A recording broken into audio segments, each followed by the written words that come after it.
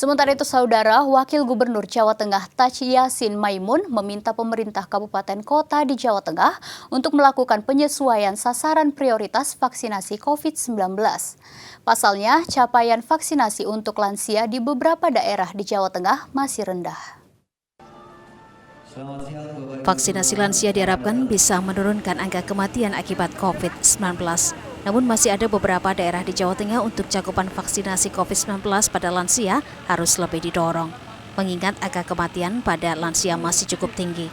Wakil Gubernur Jawa Tengah Taci Yassin Maimun mengatakan perlu upaya strategis agar vaksinasi pada lansia yang ditargetkan oleh pemerintah pusat selesai pada akhir Mei 2021 dapat tercapai khususnya di Provinsi Jawa Tengah.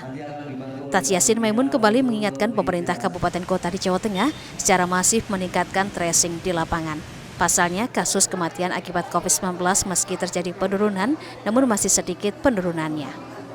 Kalau untuk capaian sudah semua sesuai dengan target, akan tetapi yang prioritas lansia ini yang perlu kita dorong. Ternyata di beberapa kabupaten untuk cakupan lansia masih minim. Itu memang harus kita dorong. Tadi juga kita sampaikan ke kabupaten kota yang capaiannya untuk vaksinasi lansia masih rendah. Ini permasalahannya apa? Ternyata berbagai banyak hal seperti di Kabupaten Boyolali mereka melakukan vaksinasi diprioritaskan kepada petugas pelayanan publik. Itu benar, menjadi prioritas. Tetapi kan kita harus punya hitung-hitungan pelayanan publik itu berapa, lansia berapa, itu harus kita hitung. Kepala Dinas Kesehatan Provinsi Jawa Tengah Yulianto Prabowo menjelaskan beberapa daerah dengan cakupan vaksinasi lansia yang masih rendah diantaranya Kabupaten Boyolali, Kabupaten Brebes, Kabupaten Kebumen, Kabupaten Pekalongan, Kabupaten Batang, Kabupaten Rembang, Kabupaten Sragen, Kabupaten Wonogiri, Kabupaten Jepara, dan Kabupaten Blora.